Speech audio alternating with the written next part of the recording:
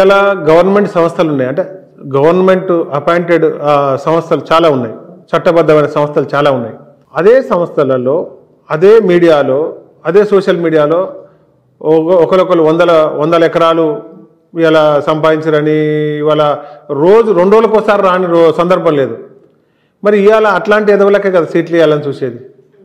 ఇవాళ బొంతు రామ్మోహన్ సంపాదించిండా లేదా తెలుసుకోవడానికి ఇంటెలిజెన్స్ సంస్థలు ఉంటాయి, ఏసీబీలు ఉన్నాయి, సిబిఐలు ఉన్నాయి, ఇలా ఎన్నో సంస్థలు ఉన్నాయి. అసలు నిజంగా సంపాదించలేదు, అదిగో పులి అంటే అదిగో పులి అన్నట్టు ఈ రకంగా ప్రచారం తప్ప నిజంగానే ఇగో పలానా దగ్గర పోతే ఈ బిల్డింగ్ ఎవరిది, ఈ ఆస్తి ఎవరిది, ఈ కాలేజ్ ఎవరిది, లేకపోతే ఈ సంస్థ ఎవరిది అంటే చెప్తారు. ఇవాళ ఏమి లేకుండా గాల్లో మెడలు కట్టి బొంతు రామ్మోహన్ సంపాదించిండు, 100 కోట్లు సంపాదించినట్టే ఎక్కడ కనబడుతుంది కదా. కనపడకుండా పోయింది ఏమన్నా పెద్ద అల్లావుద్దీన్ అద్భుత దీపం కాదు, ఇట్లా మాయ చేస్తే మాయల పక్కీరు కాదు.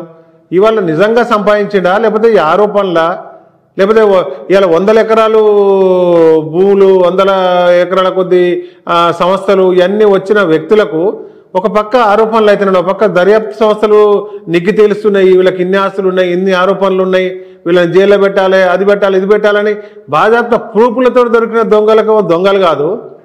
ఉత్త రాజకీయ ఆరోపణల గురించి బొంతు రామ్మోహన్ సంపాదించిన బొంతు రామ్మోహన్ చేసి పోనీ ఒక వ్యక్తి ఏమైనా కంప్లైంట్ ఇచ్చిండా, ఒక వ్యక్తి ఏమైనా ఇచ్చేసిండా అంటే మొన్న మధ్యన ఒక యూట్యూబ్ ఛానల్లో చెప్తున్నాడు. అక్కడ ఎవరో ఇల్లు కట్టుకుంటే ఇది బొంతు ఆల్రెడీ కూడా ఇల్లు కట్టుకున్నాడు, అది అమ్ముకుంటారు చేసుకుంటారు, ఇది బొంతు రామ్మోహన్ అని చెప్పి చెప్తున్నారు. అది నేను అన్న కనీసం అది నిజమేనా కాదా తెలుసుకునే ఓపిక కూడా లేకుండా అయిపోయింది. నిజంగా చెప్పండి, ఇన్ని ఏళ్ళ జర్నీలో మేయర్గా బాధ్యతలు తీసుకున్న తర్వాత దిగిపోయేంత వరకు కూడా అక్రమంగా ఏ ఒక్క ఆస్తి హైదరాబాద్కి సంబంధించి మీరు మొత్తం కూడా ఎక్కడ భూతద్దం పెట్టి దోలన్నా కూడా ఇది బొంతు రామ్మోహన్ అది బయట పెడతాను, ఖచ్చితంగా ఆధారాలతో ప్రూవ్ చేస్తాము అనే వాళ్ళకి మీరు ఇచ్చే సమాధానం డెఫినెట్ గా అవి బయట పడతాయని భయంతోనే కాంగ్రెస్ పార్టీ తీర్థం పుచ్చుకున్నారు, అధికార పార్టీలోకి మారారు అనే వాళ్ళు కూడా లేకపోతే. నేను ఏమంటున్నానంటే బయట పడతాన్న భయం ఉన్నోనికి బయట పడుతూనే ఉన్నాయి, అవన్నీ లేవు అన్నోనికి బయట పెడుతూనే ఉన్నారు, బయట పడుతూనే ఉన్నాయి. నేను లేవు అని ఇయ్యాల కాదు, ఆ మేయర్గా అయినప్పటి నుంచి చెప్తున్నా, అంతకన్నా ముందు నుంచి చెప్తున్నా, మేయర్ టర్మ్ అయిపోయినప్పటి నుంచి చెప్తున్నా, 3 ఏళ్ళ కానీ చెప్తున్నా. మేయర్ ఉన్నప్పుడు అన్నారు, మరి అయిపోయి 3 ఏళ్ళు అయింది, ఎక్కడన్నా ఏదన్నా దొరికిందా అంటే ఎక్కడ లేదు.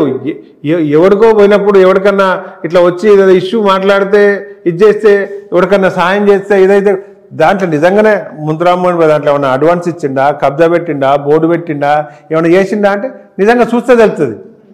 ఇలా ఎవరికైనా నిజంగా ఏదైనా హెల్ప్ చేయాలని ఎవరైనా వస్తే కూడా దాంట్లో చూసే దానికి ఇది చేస్తాం. అలాంటిది పదవి అయిపోయిన 3 ఏళ్ల తర్వాత కూడా కనీసం ఇది కావాలి. ఏదైనా రాజకీయంగా వచ్చి బొంతు రామ్మోహన్కి ఏదైనా ఉపయోగం అవుతుంది, బొంతు రామ్మోహన్ రాజకీయంగా ఏమైనా లబ్ధి పొందబోతుండు అని అంటే ఏదో ఒక ఛానల్లో సోషల్ మీడియాలో వెధవ కామెంట్లు పెట్టుకుంటా, ఇవన్నీ పెట్టుకుంటా దాన్ని ఇది చేయడం తప్ప నిజంగా మరి అలా డజన్ల కొద్ది పదవులు, డజన్ల కొద్ది కనీసం బొంతు రామ్మోహన్ చేసిన కష్టానికి, బొంతు రామ్మోహన్ పడ్డ ఇబ్బందులకు, బొంతు రామ్మోహన్ మీద అయిన ఇవాళ ఒత్తిడులకు, బొంతు రామ్మోహన్ ఎదుర్కొన్న సవాళ్లకు ఈ 24 ఏళ్లలో 10 సార్లు 10 పదవులు ఇచ్చినా కూడా ఇబ్బంది ఏం లేదు. ఎందుకంటే ఒక్కనాడు పార్టీ కొరకు కష్టపడకుండా, ఒక్కనాడు పార్టీకి 10 రూపాయలు ఖర్చు పెట్టకుండా, ఒక్క కేసు లేకుండా అలాంటి విధవలకు సన్నాసులకు ఇవాళ 3 సార్లు రెన్యువల్, ఇంటికి 3 పదవులు, ఇంటికి 4 సార్లు అవకాశం. మరి నేనేమంటానంటే నేను ఎవరిని తప్పు పడతలే, ఇలా బ్లాక్మెయిల్ చేసి తీసుకుంటున్నారు. ఇలా బ్లాక్మెయిల్ చేసి ఇలా ఆ పార్టీకి పోతాం, ఈ పార్టీకి పోతాం అని చెప్పి అన్ని పార్టీలకు టచ్లో తీసుకున్న వాళ్ళకు ఇప్పుడు కూడా నేను ఎలా పార్లమెంట్ ఎలక్షన్ సందర్భంగా బ్లాక్మెయిల్ చేస్తే భయపడే బ్లడ్డా కేసీఆర్ గారిది, కేటీఆర్ గారిది, హరీష్ రావు గారిది బ్లాక్మెయిల్ చేసి పదవులు తెచ్చుకుంటున్నారు అంటే బ్లాక్మెయిల్ చేసేస్తే పదవులు ఇచ్చేస్తారు ఆ పార్టీలో. నేనేమంటున్నట్టే నేను ఇవాళ కూడా నేను ఏ పదవుల గురించి పోవట్లే, ఇవాళ కూడా నేను 3 సార్ల అవకాశం రాకపోతే పార్టీకనే ఇలా సీనియర్లం పార్టీకి అర్థం చేసుకొని పార్టీకి మంచి. ఇప్పుడు కూడా నేను అవకాశాలు రాలేదని నేను ఇలా మనసు ఇబ్బంది పడి ఇవాళ ఆత్మాభిమానం దెబ్బతిని ఇవాళ పార్టీ మారాల్సి వచ్చిందంటే ఇప్పుడు కూడా ఈ పార్లమెంట్ సీటు ఫ్రెష్ క్యాండిడేటు లేకపోతే పార్టీ గురించి కష్టపడో లేకపోతే పార్టీకి వెనక నుంచి ఏదైనా ఉద్యమ సమయంలో ఇంకో సమయంలో ఉపయోగపడ్డాడు వీళ్ళకెవరికో ఇస్తానంటే కూడా ఆనెస్ట్గా ఇలా కేసీఆర్ గారు బీఆర్ఎస్ పార్టీలో ఉండి పనిచేద్దాం. కానీ మళ్ళా అదే అలాంటి వ్యక్తులకే ఇలా పదవులు ఉన్న వ్యక్తులకే, పదవులు అనుభవించే వ్యక్తులకే, పదవులు అనుభవించే కుటుంబాలకే ఎప్పుడైతే ఇవ్వాలని మెంటల్గా డిసైడ్ అయ్యారో, ఇవాళ వేదికల మీద ఎక్కి వాళ్ళతో దండాలు పెట్టించి పరిచయాలు చేస్తుర్రో, అయినప్పుడు ఇక మనం ఎందుకు మరి దానికి ఒకటే ఏంటంటే పార్టీ మన గురించి పదవులు ఇవ్వలేదన్నప్పుడు అర్థం చేసుకున్నాం.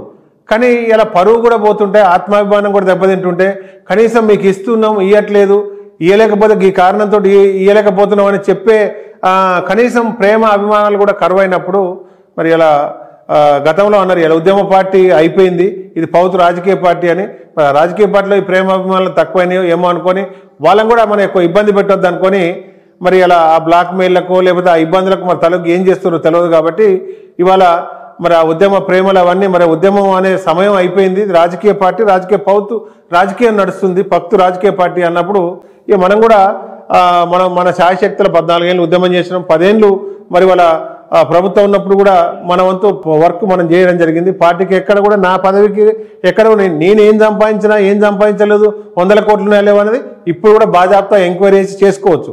రాజకీయం గురించి ఒక మచ్చలు ఏదో సృష్టించాలి కాబట్టి, ఒక బురద పోయాలి కాబట్టి పోతే వాళ్ళ ఇష్టం, దాన్ని నిరూపించాలి.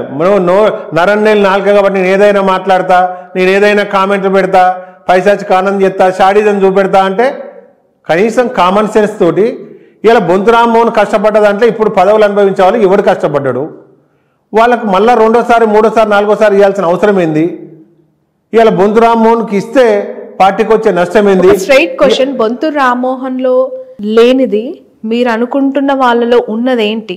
ఎందుకు వాళ్ళకే పదే పదవులు కట్టబెడుతున్నారని మీరు భావిస్తూ ఉన్నారు? నేనేమంటానంటే ఈ విషయం నేను అదే అంటున్నా, ఇవాళ బొంతు రామ్మోహన్ లేదు పోనీ ఏదన్నా ఎలక్షన్ సంబంధించి సరే ఇల్లీగల్గా లీగల్ కాకుండా కనీసం దానికి సంబంధించిన వ్యవస్థను మెయింటైన్ చేయడానికో ఫైనాన్షియల్గానో ఇంకోటో అంటే కూడా ఇవాళ బీఆర్ఎస్ పార్టీ ఇలా ఇతర పార్టీలకు చూసుకుంటే ఇవాళ పైసలతోటో ఇంకో దాంతోటో ఎక్స్పెండిచర్తోటో కాదు, ఇవాళ ఒక వాతావరణం వచ్చినప్పుడు మొన్న ఇలా కాంగ్రెస్ పార్టీకి కట్టబెట్టింది అధికారం. మరి ఇలా వ్యక్తుల మీద, మేనిఫెస్టోల మీద, అంశాల మీద, జరిగిన పరిణామాల మీద ఓట్లేసి తప్పితే పైసలకు ఓట్లేస్తే ఇలా భారతదేశంలో ఏ పార్టీ ఎక్కువ ఖర్చు పెట్టింది, ఏ పార్టీ గెలవాలో మీకు కూడా తెలుసు. కాబట్టి పైసలు క్రైటీరియా కూడా కాదు. మరి అయినప్పుడు మరి ఇచ్చిన వ్యక్తులకు ఎందుకు ఇవ్వాలని చూస్తున్నారు, దేనికి తలొగ్గుతున్నారు అనేది పార్టీ అధిష్టానం ఆలోచించుకోవాలి. తలా తోక లేకుండా సన్నాసి ముండవరకు లెక్క షాడిస్టు లెక్క పెట్టే ఈ కామెంట్లు ఏదైతే ఉన్నాయో వాటికి సమాధానం చెప్తలేరని ఇవాళ ఒక్కసారి వెనుక పోయి ఆలోచించాలి. బొంతు రామ్మోహన్ పడ్డ కష్టానికి ఇచ్చిన ఒక్క పదవి ఒక్కసారికే అంత ఇబ్బంది అయితే మరి వాడు ఏం పని చేయనోనికి, కష్టపడనోనికి, మందిని పట్టుకొని దోచుకునేటోనికి రోజు ఇదే టీవీలో ఇదే సోషల్ మీడియాలల్లో వీటిలల్లో 100 ఎకరాలు అక్కడ కబ్జాలు చేసిర్రు, ఇక్కడ ఆక్రమించి చేసిర్రు, ఇక్కడ ఇన్స్టిట్యూషన్లు పెట్టిర్రు, అక్కడ ఆ బిల్డింగ్లు కబ్జా చేసిర్రు, లేకపోతే ఇక్కడ గవర్నమెంట్లో ఉండగా ఈ ఇబ్బందులు చేసిర్రు, ఇంతమందిని అనగదొక్కిర్రు, ఇక్కడ కుంభకోణాలు చేసిరని బాధాప్త పేపర్ల టీవీల ఆధారాలతో సాగుతుంటే వాళ్లకు కట్టబెడతానికి ఇబ్బంది లేని ఇబ్బంది ఇలా ఫ్రెష్ క్యాండిడేటు ఇలా రాజకీయంగా సంపాదించుకున్న ఆరోపణలు తప్పితే ఎక్కడ బయటపడ్డది లేదు. పదవులు ఉన్నప్పుడు పడ్డది లేదు, పదవి తర్వాత బయటపడ్డది లేదు. కాబట్టి పార్టీకి నాకు టికెట్ వేయడం వల్ల పార్టీకి ఇమేజే తప్పితే నా పార్టీకి పోయే నష్టం లేదు, పార్టీకి వచ్చే ఇబ్బందులు కూడా లేదు.